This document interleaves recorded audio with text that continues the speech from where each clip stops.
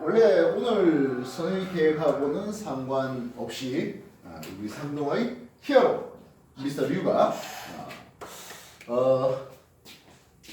애니메이션인데 뭐 피직스라는 이 동영상 한 16분짜리 동영상을 통해서 이걸 우리가 좀 진지하게 좀 회의 좀 해보면 어떻겠냐 라는 의견을 주어서 하고 있는 중입니다. 나중에 미스터 류가 나와서 자기 얼굴 한번 소개하는 시간도 가지도록 하겠습니다.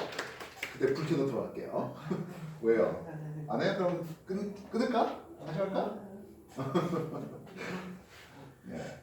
그러다 보니까 원래 내가 계획하고 내가 뭐 이때까지 수업했던 뭐 이런 것과는 상관없이 뭐 갑자기 이런 것들이 이제 튀어나오는 바람에 나도 뭐 그렇게 뭐 잘 특히 저 후반부에 뭐 축구 이론이라든지 이런 쪽은 뭐 나도 별로 관심이 없는 분이죠. 네, 뭐 그런 거에 대해서 현대 물리학, 고전 물리학에서부터 시작해서 현대 물리학까지 여러 가지 용어들이 나옵니다. 그 용어들에 대한 어떤 정리하는 시간들을 좀 가져볼까 하는 뭐 그거면 되지 않을까 하는 생각이에요. 그죠? 어차피 여러분들한테 이 동영상이 다 있으니까 중간중간에 떨어지는 나오는 어떤 용어들에 대해서 좀 관심을 가져주면 좋을 것 같습니다 하는 거예요. 디스턴스 나오네요. 뭐죠? 이동 거리예요. 디스턴스 이동 거리예요. 스칼라다 벡터다? 스칼라죠. 벨로시티는 이런 방향에 대한 정보가 필요합니다. 벡터라인이 되겠습니다. 따라서 벨로시티가 되려면 즉 속도가 되려면 뭐가 필요한 겁니까?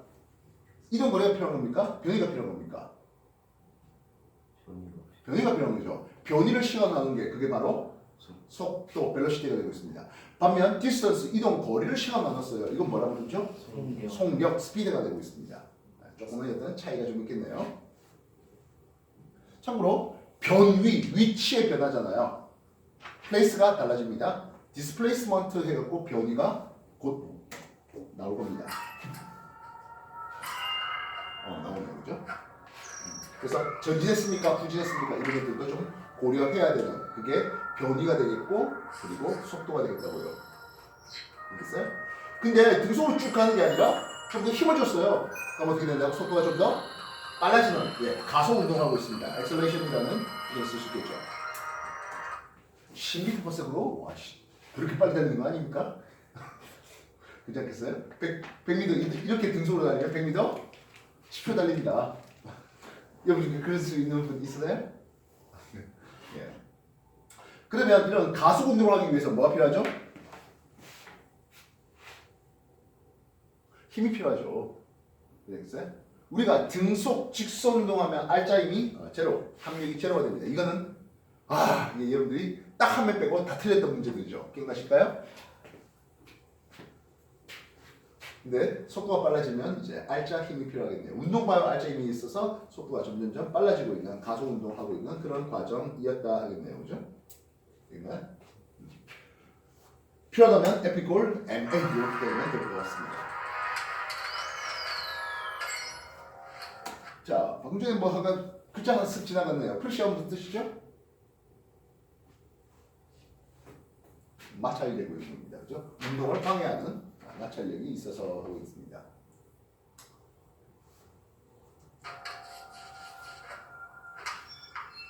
뭐 질량책 하나 던졌습니다. 뭐 앞에서 이미 한번 공부해봤겠지만 뭐 미래의 내가 던진 거죠. 과거에 내가 던진 건가? 뭐 어쨌든 질량체가 있겠고 질량체에 대해서 포스 적용되고 있네요. 자, 우리가 흔히 일상생활에서 많이 혼용되는 용어 중에 하나가 그래 속도와 속력이 혼용되고 있습니다. 그죠? 물리학적으로는 분명히 구분해야 되는 용어입니다. 또 하나 혼용되는 용어가 있었습니다. 매스 질량과 그다음 무게, 웨이트 말입니다. 어떤 차이가 있죠? 얼라리요? 질량과 무게 어떤 차이가 있습니까? 질량 그 물질의 고유한 양으로서 위치에 상관없이 즉 지구에서 측정하든 달에 측정하든 그 질량은 변함이 없죠. 질량을 측정할 때 사용하는 기구가 있습니다. 뭐죠? 양팔저울이라든지 뭐 윗접시저울, 분동을 이용해서 확인할 수가 있었습니다. 반면 무게를 측정하겠습니다. 무게라는 것은 이 그 물체를 이 지구가 당기는 그게 무게가 되겠죠. 물론 달에 가서 당기면은 달에서의 무게는 좀 달라질 것 같습니다. 대략 지구에서의 무게의 6분의 1이 되는 거죠. 즉 달에서의 중력장의 크기는 지구 중력장의 크기의 약 6분의 1이다. 이렇게 표현할 수 있는 거죠. 그래서 무게는 달라지겠습니다. 반면 목성이라는 것은 우리가 땅에 닿을 수는 없는데요. 만약 목성의 표면에 우리가 설 수 있다면 목성에서의 내 무게는 현재 지구에서 무게의 약 10배가 됩니다. 이해됐어? 그래서 무게는 특히 연집 방향으로 방향에 대한 정보가 있는 어차피 지구가 그 물체 당기는 힘이기 때문에 무게의 방향이 또 정해질 수 있습니다. 이해됐어? 우주에 가면은 아까 쭉 해서 아까 우주에 올라간 장면이 나오게 되는데요. 우주 가면 이제 흔히 말하는 무중력의 얘기가 됩니다.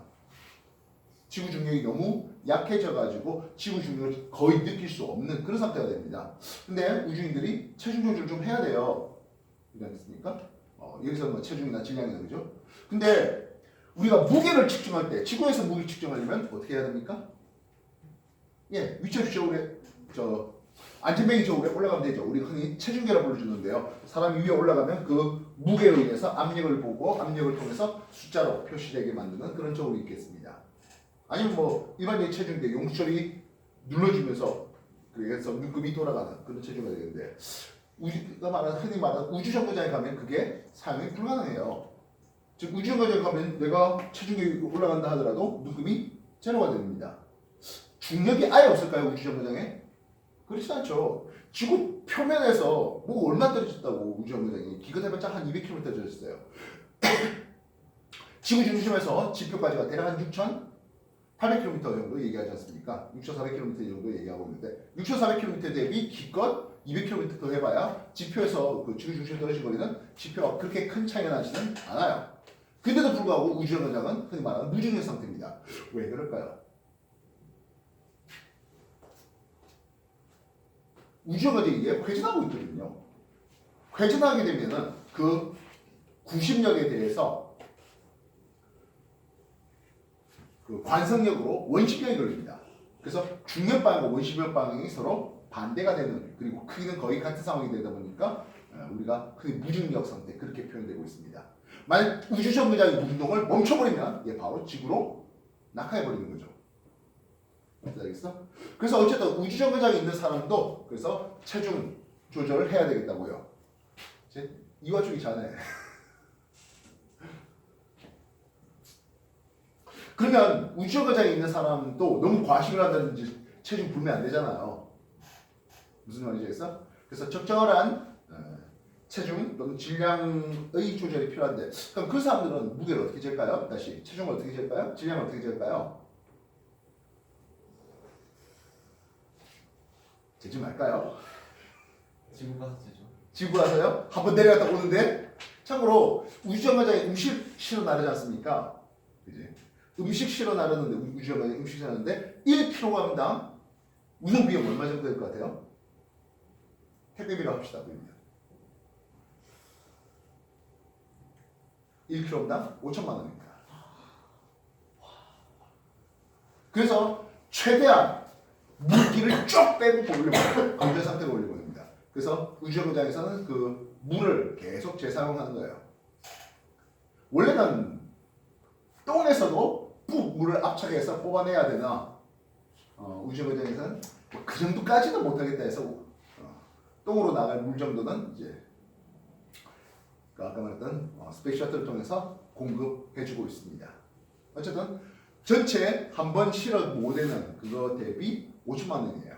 그럼 지구에 한번 내려갔다 올라온다고요? 사람 체중이 예를 들어서 70kg이었다고 한다면은 한번 왔다 갔다 하는데 5천만 원 더블 붙는 거죠. 1kg당 5천 원이 그러니까 곱하기 70배를 하는 거예요. 그래서는 안 되겠네요. 우리가 물리 2에서 나오는 내용이긴 한데요. 진자 있잖아요. 진자를 이렇게 넣고 쑥 돌리면 이 진자의 회전 주기가 나와요. 이 진자의 회전 주기는 2파이 루트 G분의 L로 표현되고 있습니다. 2파이 루트 G분의 L. 여기서 말하는 G는 지구 중력가속도가 되겠고 L은 이 진자의 길이를 얘기하는 겁니다. 용철에 대해서 잡아당겼다가 놓으면 이 용철이 왔다 갔다 합니다. 이걸 단진자라는 이름을 씁니다. 그래서 이 단진자의 진동 주기는 2파이 루트 K분의 M을 씁니다. K는 용출 상수가 되고 M은 질량차가 됩니다. 이해됐어? 그래서 우주정거장처럼 지구의 중력을 제대로 느낄 수 없는, 엄밀히 말하면 지구 중력이 있긴 한데, 그죠? 그래서 만약에 여러분이 이제 좀 더 심우주로 가는 항성간 여행을 한다든지 뭐 어쨌든 그럴 때에도 마찬가지 그렇게 체중이라고 이렇게 올라갈 수는 없어요. 그래서 용설을 매달고 그래서 잡아당겼다가 왔다 갔다 하는 이걸 통해서 질량 M을 결정할 수 있습니다. 주기 T는 2파이 루트 K분의 용출상수 K에 대해서 질량 M 그렇게 되고요. 그래서 진동 주기가 길다는 것은 그만큼 이 사람의 질량이 더 크구나 하는 것을 느낄 수 있다는 겁니다. 우주 문제에서 사람 체중 재는 또는 질량 재는 그런 방법이죠. 엄밀히 말하면 질량을 재는 거예요. 체중을 재는, 무게를 재는 게 아니죠. 이래서 그래서 뭐 질량에 대해서 또 워크 내가 이걸 들어 올리네요 하고 있습니다. 여기 중3 대신 이미 공부가 어느 정도 됐겠지만 내가 이 물체를 들어 올리는 것은 나는 이 물체에 대해서 중력에 대해서 일을 한 거예요. 들어 올리는 mg 무게의 중력에 대해서 내가 높이 h만큼 들어 올립니다. 그렇게 해서 내가 mgh만큼의 일을 했어요. 워크 일을 했어요. 그럼 이 물체는 어떤 일이 벌어집니까 하면 중력 포텐셜 에너지가 증가되겠죠.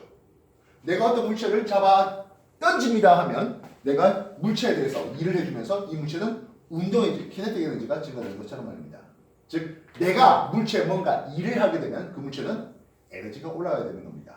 그게 중력 포텐셜 에너지가 됐던 키네틱 에너지, 운동 에너지가 됐던 하다못해 바닥에 대해서 마찰을 가지고 꾹꾹꾹 밀고 나갔다면 마찰력에 대한 열 에너지가 증가되어야 되겠습니다.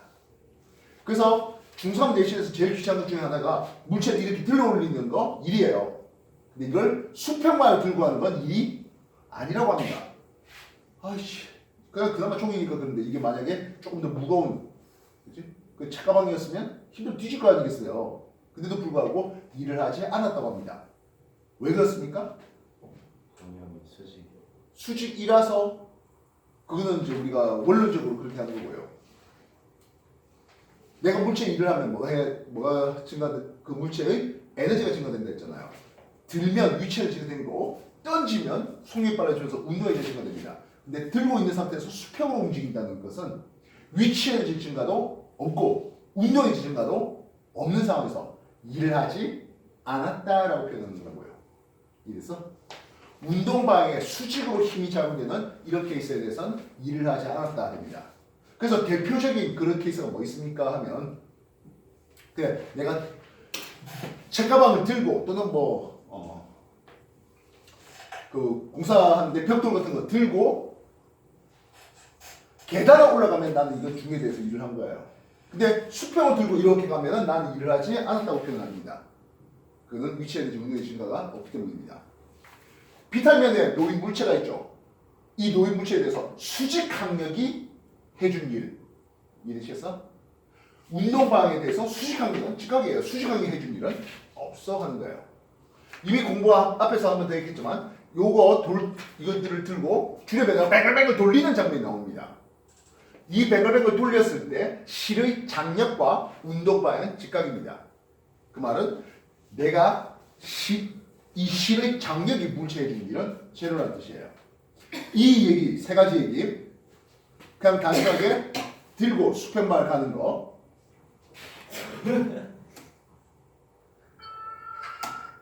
단순히 수평발 들고 가는 거 그리고 수직 강력이 해준 일, 실의 장력이 해준 일 이거 묻습니다. 이거 그런 것들 말할 때 이건 운동방에 대해서 힘이 직각이잖아. 그렇다면 해준 일은 없잖아. 이런 얘기를 빨리빨리 해줘야 됩니다. 물론 대부분의 얘기는 물리 2에서 질문하는 거고요. 뭐 그래봐야 내년에 과거 입학하면 바로 해야 되는 내용이기도 하죠. 이해됐습니까? 그래서 이 물체를 내가 들어올리면 내가 중력에 대해서 일을 해주고 그렇다면 가만히 놔두면 자연각하면 중력이 일을 하게 해준 겁니다. 중력이 일을 하게 해주면서 결국엔 속력이 빨라지는 운동이 증가되는 그런 장면들이 나오는 거라고요. 이해됐어?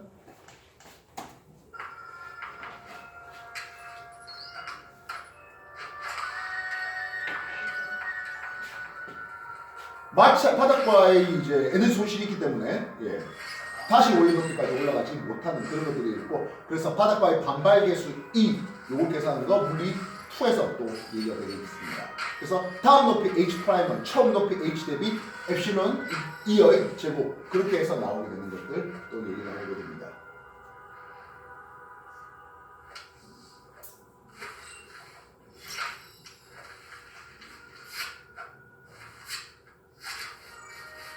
뭐 알짜임을 써서 뭐 들고 가야 되죠. 아, 글자가 살짝 지나가는데요.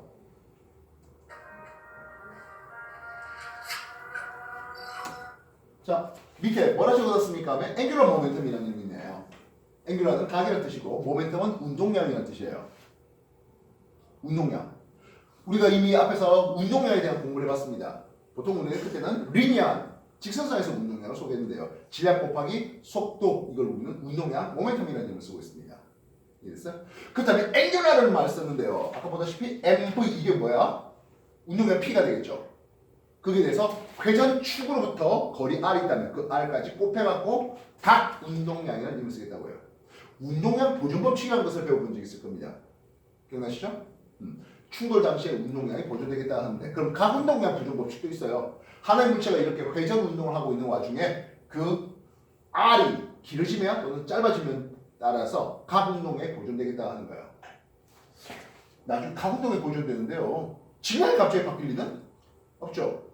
물론 상대성 이론에서는 질량이 바뀌어지는 것이 나오겠습니다만 일반적인 우리가 물체 운동에 대해서 질량이 바뀌어지지는 않을 겁니다. 그럼 L, 앵귤러 모멘텀, 각 운동에 보존되는 것은 거리 R이 작아지면 속도 V는 빨라지는, 이 얘기가 나오게 되는 거예요. 말뜻 이해됐습니까?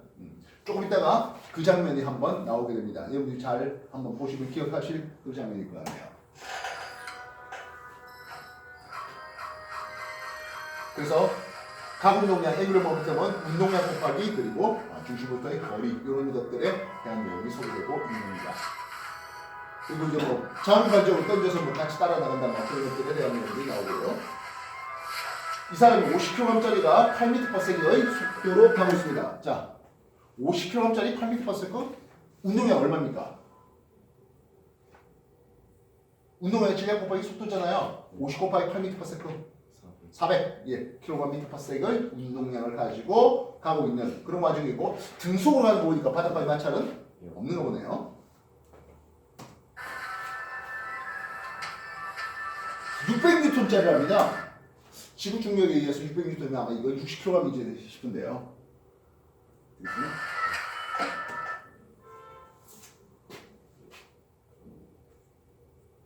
뭐야, 200kg짜리야?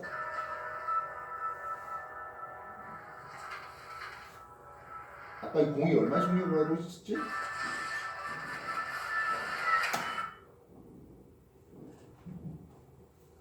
(200kg짜리가)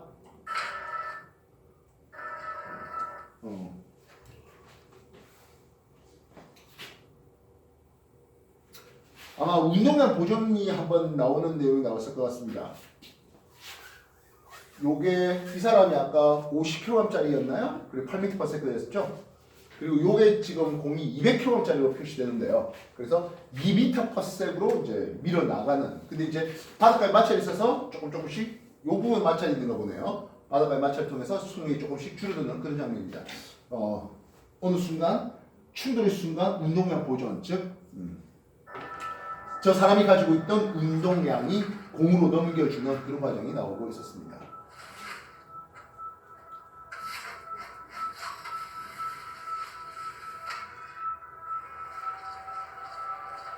그래서 내려오는 과정에서 중력의 위치 에너지가 감소하고 운동에너지가 증가되는 뭐 이런 케이스들 소개되고 있네요.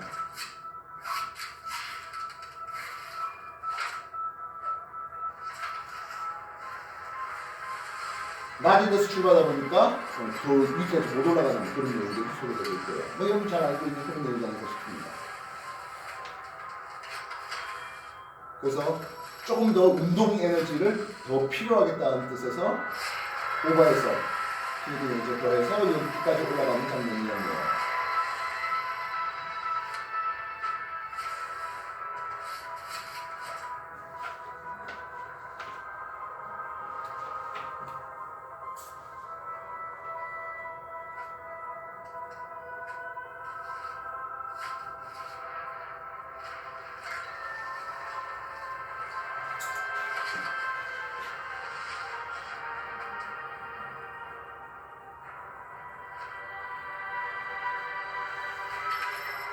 자, 토크라는 글자가 보였습니까? 방금 전에 지나가는 글자인데 토크라는 놈이에요. 입시 아니 그 요번 물리특강의 이슈 중에 하나가 저 돌리미 토크를 소개하려고 하는 겁니다. 특히 우리가 뭐 특강이 안 깔려 있으면 입시 과학에서 반드시 소개해야 되는 내용 중에 하나가 요 돌리미 토크라는 거예요. 이런 회전축에 대해서 물체를 돌리는 요 힘을 얘기합니다.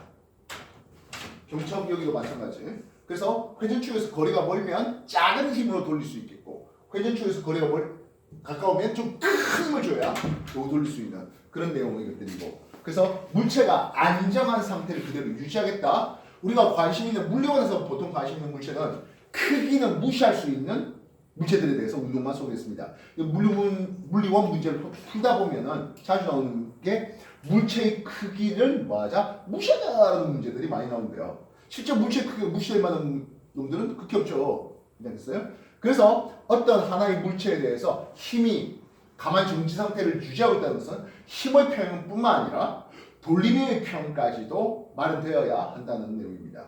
그래서 근데 뭐 특강을 통해서 아마 소개를 할 거라 보겠고요. 뭐 혹 특강 속에서 특강 안 된다 하더라도 걱정하지 마십시오. 물리원은 후반부에 또 우리 세페이드 3회프 후반부에 돌림이 또 배웁니다. 그래서 아까 말했던 그 이슈를 먼저 얘기하는 이유는 여러 선배들이 그 자소서라든지 이런 데 쓸 때 나 이런 거에 관심 있어 하는 것 중에 꽤 여러 학생들이 이 토크, 돌리밈을 좀 소개하는 경우들이 많았습니다. 즉 중학교 기본 내용도 하겠습니다만은 그래서 부력이라든지 돌리밈이라든지 뭐 이런 거에 관심을 가져서 연구해봤어 또는 뭐 다른 책을 공부해봤어 이런 얘기들이 나오고 있는 거예요. 그래서 돌리밈은 그 회전축으로부터 떨어진 거리 곱하기 힘으로 표현되고 있습니다.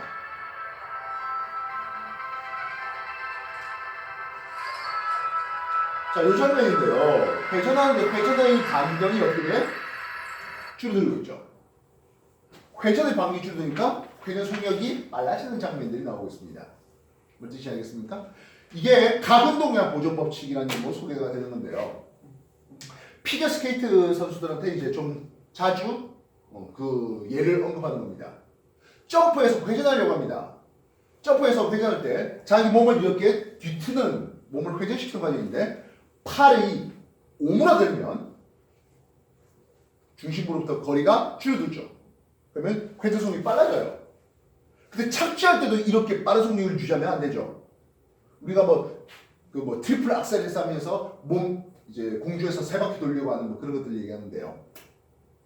그래서 착지할 때 그 빠른 속력 착지하면 중심을 잃고 넘어지기 십상입니다. 그때는 착지할 때는 팔을 쫙 펴는 장면이 나옵니다. 그 쫙 펴는다면 이제 그 속력이 느려지면서 좀 안정된 자세를 취할 수 있거든 하는 거죠. 뭐 거기다 이제 우아함까지 더하는.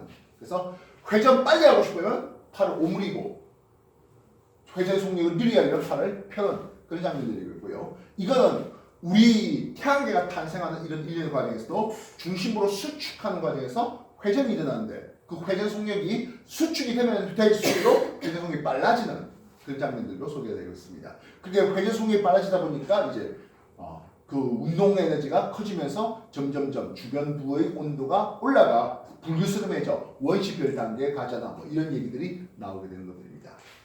그리고 이제 중력 수축을 하면서 위치 에너지가 열 에너지로 바뀌겠고 그리고 중심부에서 그 핵 융합이 일어날 정도의 온도까지 되면 수소 융합이 일어나면 이제 중계열성 그렇게 얘기되는 부분이죠. 자 위로 올라가다 보니까 그라비티 중력 가속도가 점점점 줄어들고 있네요. 4.6 줄어 3.0, 2.0에서 0.0 하였습니다. 자 여기서 이제 좀 굉장히 과장된 부분이 나오는데요. 중력수 아예 0입니다. 지구 중력에 미치지 못하는 곳이라는 거죠. 높이를 보시면요. 뭐가 안 돼요.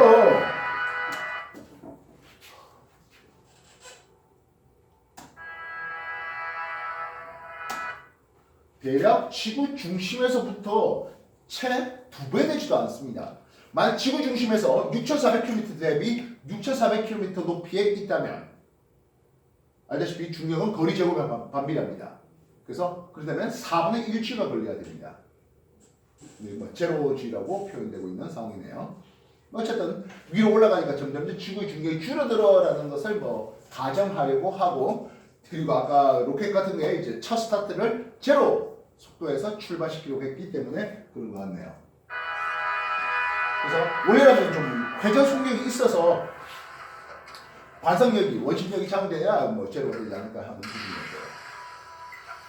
그래서 이제 로켓 속력이 점점 빨라지는데 트러스트 추력이라는 힘을 써요. 로켓 방정식이라는 게 있습니다. 로켓이 엔진 분사를 통해서 앞으로 나갈 때 얼마의 속력이 되겠습니까 하는 것들입니다. 그래서 시간의 변화에 따른 이 엔진 분사량, 질량에 대해서 이해됐습니까? 그리고 그 V는 요 연소 속도가 되겠습니다.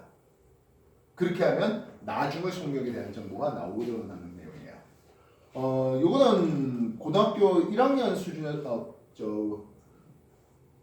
고등학교 3학년 물리 2에도 나오는 내용은 아니고요. 그래서 당연히 대학교 들어가서 일반 물리학에서도 좀 잘 다루지는 않는 그런 내용의 것들입니다. 다만 과거에서 가르치는 것 같습니다. 그래서 시간당 엔진 분사를 했을 때 이 속도가 어떻게 점점점 변화되겠습니까 하는 추력에 대한 그런 내용의 문제입니다. 로켓 방정식 나중에 한번 검사를 해보시면 좋겠고, 그래서 속력이 점점점 빨라지고 있는 그런 과정의 그림이 나오고 있습니다.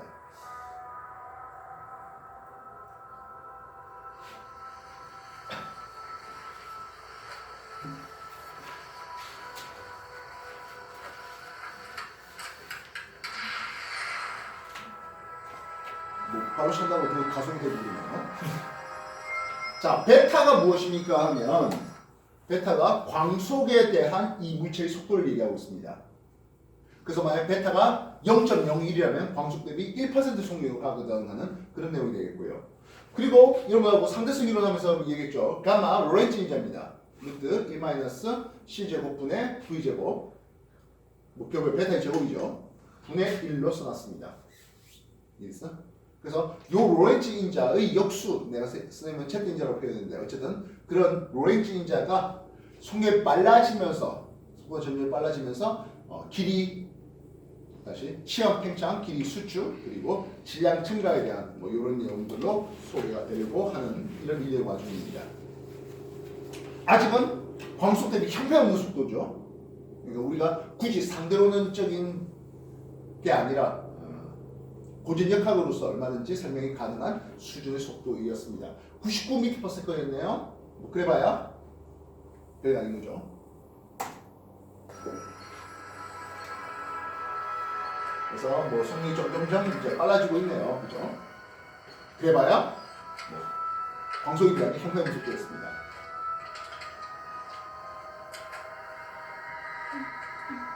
이제 우리가 빛의 종류에 대해서 한번 소개하는, 즉 파동의 맨 앞에 소개했던 그런 내용인 것 같습니다.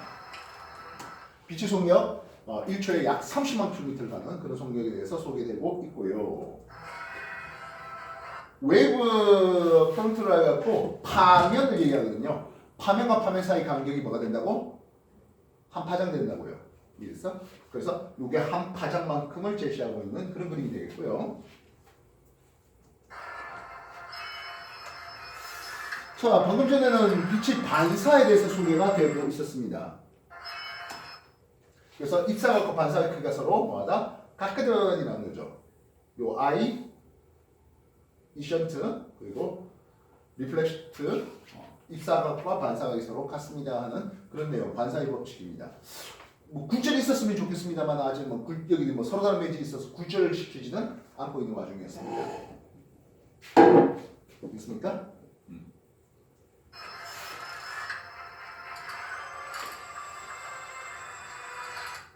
여러 가지 빛을 낼 수 있는 이거 전조등인 것 같습니다. 그래서 파장이 상대적으로 짧은 자외선이라든지 상대적으로 더 긴 적외선이라든지 이런 것들로 표현되고 있는 거거든요.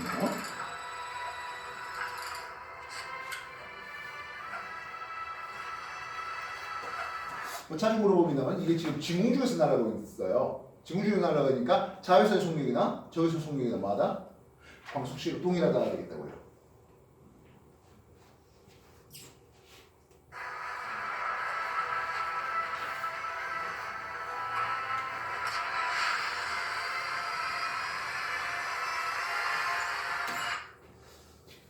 자, 여기 라지 U를 써놓은 것은 이런 이제 행성의 움직임 속력을 얘기하고 있습니다. 그래서 흔히 스윙바이라는 이름을 쓰는데요. 우리가 보이저우라든지 이런 것들 날릴 때 지금 출발되는 그 속력 가지고는 너무 속력이 느려요. 보이저우가 얼마의 속력을 날아가고 있습니까 하면 시속 3만 km로 날아가고 있습니다. 보이저우가 1970년대 보낸 놈이에요. 시속 3만 km니까 굉장히 빠른 속력이죠. 시속 3만이니까. 근데 빛의 속력은 어때요? 1초에 30만 km예요. 그래서 역시 마찬가지로 보이저우의 속력이라는 것이 뭐 빛의 속력에 비하면 정말 또 형편없는 그런 속력이 되고 있는데요. 이전 속도가 그래서 150m/s 속력으로 이제 스윙바이를 하려고 합니다. 이 행성의 중력의 영향을 받아서 가속 운동을 받겠다는 거예요. 무슨 뜻이 있어요? 그래서 내가 스케이트를 타고 가는데 뭐 롤러 스케이트가 그냥 등속으로 이렇게 쭉 가고 있는데 앞에 자동차가 있으면 자동차에 살짝 손 얹어갖고 그 속력을 조금 얻어가는 거예요. 손 놓으면 더 빨리 날아가는 그런 그림으로 말입니다. 알겠어요? 그래서 나중에 속력에 대한 공식이 스윙바이의 어떤 공식이 즉 중력 보조를 통해서 가는 이런 그림인데요. 보통 이제 아까 얘기했던 보이저우가 날아갈 때 어떻게 됐습니까? 하면 보이저우가 이렇게 날아가는 궤도상에서 움직이는 궤도상에서 목성, 토성, 그리고 천왕성, 해왕성 이 네 개가 가는 방향 중에 정렬되어 있었습니다.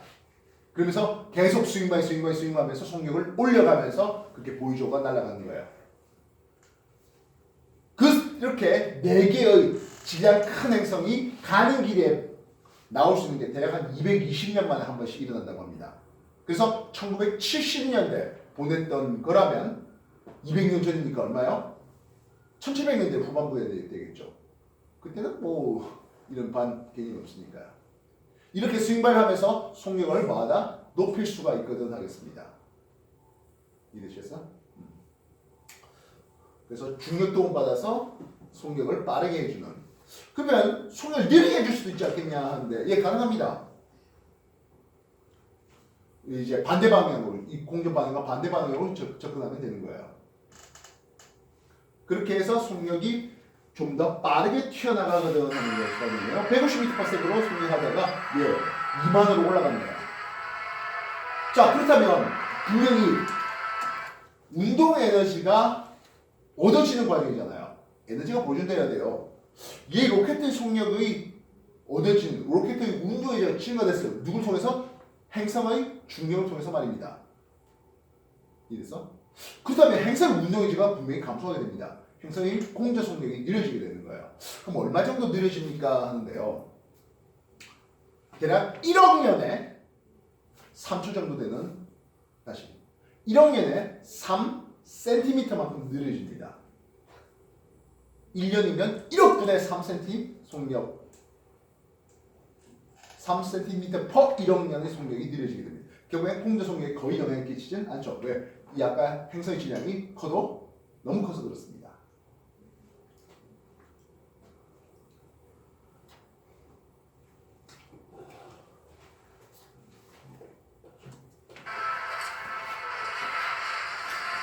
그래서 추가적으로 여러 행성들을 하면서 속도를 계속 얹어나가는 그런 과정. 즉 앞에 보이저우가 날아갔던 그런 방법으로 여러 행성들을 거치면서 스윙하면서 속도가 올라가는 그런 과정이라고 보면 되겠네요.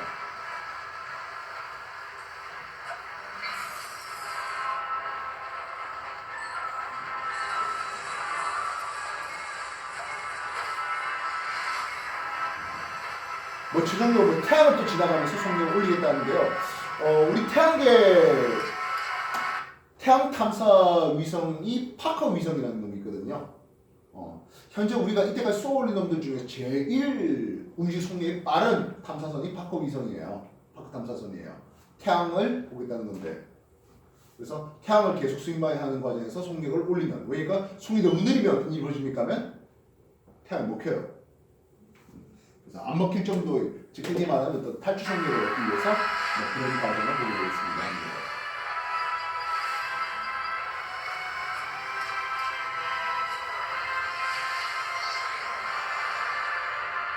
그렇게 해서 속력을 얻었는데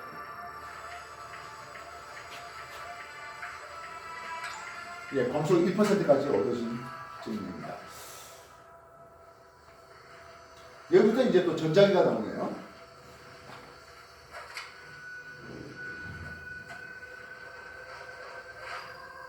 그래서 자석의 힘이 즉 자기장되는 부분이죠. 그래서 자기장과 이제 이게 다행히 또 강자성체인가 봅니다. 이 로켓가 철인가 봅니다. 니켈이 됐던 그래서 달라붙는 이런 장면이 나오고요. 이거 역시 강자성체 막대인 것 같네요. 왜냐하면 이제 마그네틱 자기력 선이라는 것을 쓰죠. 자석에서 자기력 선을 이렇게 그리고 있는 중이에요. 지금 보다시피 이 막대의 자기구역들이 랜덤하게 있는 상태가 일반적인 그냥 철의 상태예요. 당장 자석은 아닌 상태예요. 근데 주변에 강자성체 이 자석을 갖다 대니까 특정 방향으로 정렬시키네요. 자화라는 의미를 씁니다. 즉 당장의 자석이 아닌 물체를 자석이 띄게 그래서 이렇게 주변 자기장에 의해서 특정 방향 정렬이 잘 되는 물질을 강자성체라는 의미를 씁니다. 이런 강자성체는 철, 니켈, 코발트 이런 것들이 대표적인 놈들입니다. 그러면 주변 자기장이 됐을 때 특정 방향 정렬되다가 자석을 치우면 다시 원래대로 되돌아 순간 되돌아 버려야 하는 그런 것들은 상자성체라는 의미를 씁니다. 반면 외부 자기장을 걸었더니 이 안쪽에서 그 외부 자기장과 반대 방향에 정렬돼요. 그러면 이것을 반자성체라는 의미를 쓰고 그래서 반자성체의 대표적인 특징 중 하나가 자석 위에 뜬다 하는 알겠습니까? 마이스너 효과 이런 것들을 들 수가 있습니다. 어쨌든 지금은 강자성체를 정렬시켜서 이 막대를 자석화시키는 과정을 그리고 있습니다. 예, 자석이 만들어져서 자율성이 얻어지는 그런 부분인데요. 그리고 이런 코일을 감아놓아서 솔리노이드를 감아놔봤습니다. 코일 감의 개수가 많아질수록 자기장이 좀 더 촘촘해지는 자기장이 좀 더 강해지는 그런 과정을 보고 있습니다. 솔레노이드에서 자기장의 세기는 요 N 단위 길이라는 가문수입니다. 그리고 U를 쓴 것은 4파이 곱하기 10의 마이너스 7승이라는 그냥 비례 상수일 뿐이고요. 그 다음 I 전류의 세기에 그렇게 솔레노이드에서 전류해야 자기장을 만들어낼 수 있다는 거예요. 어쨌든 이것도 역시 마찬가지 자화시켜서 자기장을 만들었습니다. 그랬더니 앞에 있는 놈과 NS 끌어당기는 힘이 걸리네요.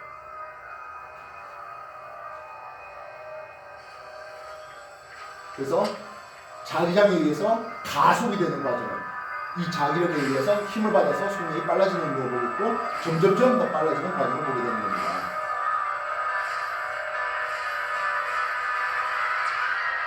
예, 비교적 광속의 80%까지 가속을 시키는 과정이 되겠고요. 물론 아직까지 인류가 도달할 수 없는 속도입니다. 자, 여기서 우리가 전통적으로 사용하고 있는 무기를 생각해 봅시다. 칼, 참 이런 건 냉병기라는 걸 써요. 전통적으로 우리가 이때까지 많이 사용했었죠. 그러다가 화약기를 개발하게 되면서 화약의 힘을 통해서 돌이 됐던 쇳덩어리 됐던 이거를 날려버리네요. 화약이 가지고 있는 화학 에너지를 총탄이 운동 에너지로 바꾸는 그걸 이제 열병기라는 걸 씁니다. 대표적으로 옛날부터 많이 사용했던 어떤 화성총, 조총 이런 것들도 있었겠고 지금의 일반 사병들이 사용하는 라이플, 소총이라든지 또는 현재 우리나라가 많이 수출하고 있다는 자주포, K9 같은 이런 것들 모두 다 화약이 터지는 힘을 이용해서 포탄을 멀리까지 날려보내는, 빠르게 날려보내는 그런 과정이 됩니다. 화약이 필요해요. 근데 다른 방법으로 포탄의 운동 에너지 증가시킬 수 있는 방법이 없을까 하는 거에 대해서 여러 연구들이 진행되었습니다. 왜 그럴까요? 화약이 없이 날리겠대. 뭐 화살 쏘고 날리는 이런 냉병기처럼 그렇게 하겠다는 거예요. 화약 없이. 왜 그럴까요? 왜 이런 생각을 하게 됐을까요? 화약이라는 게 뭐 습기라든지 이런 게 또 취약하고 또 유통기한, 보존기한도 있습니다.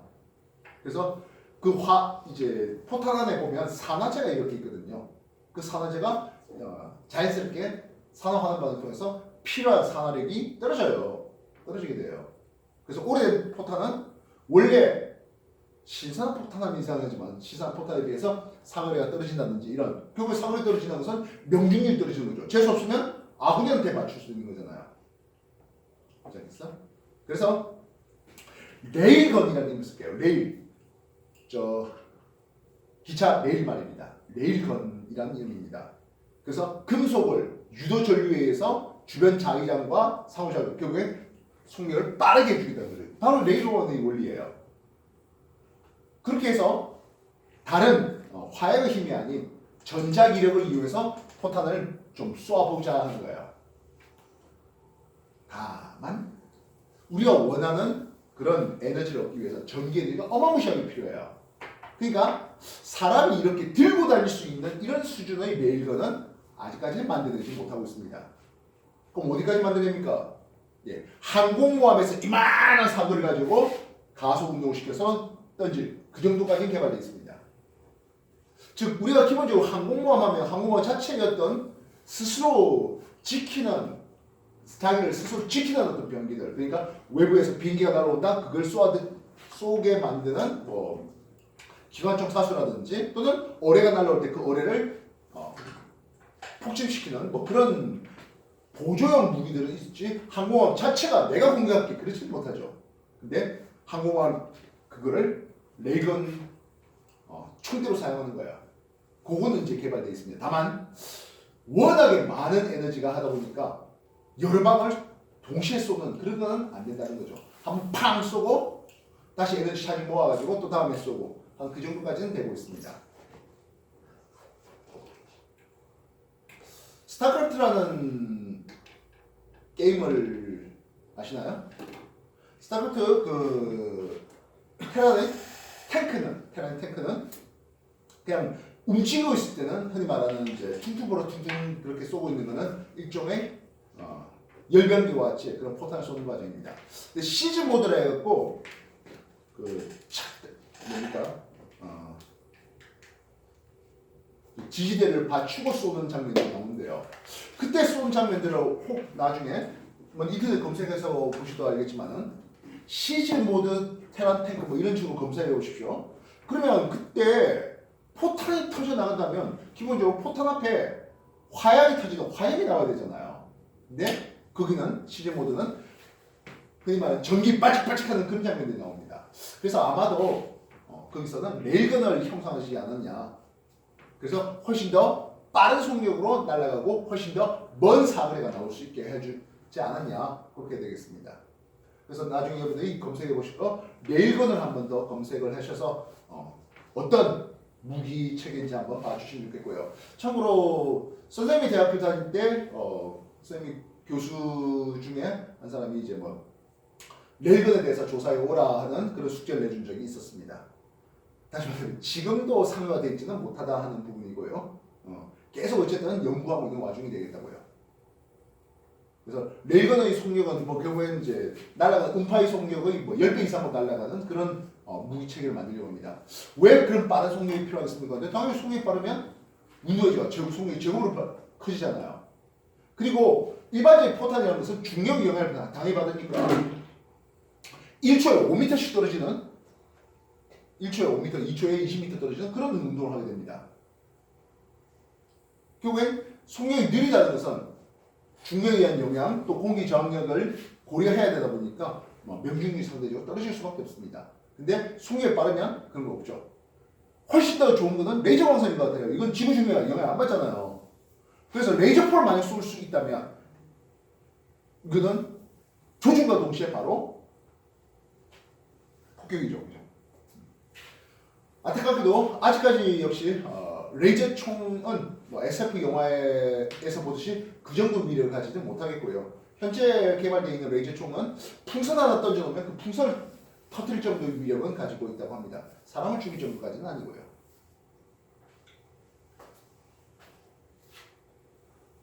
어쨌든 속력을 점점점 빠르게 해주고 있는 와중이거든 하겠습니다. 되겠나요?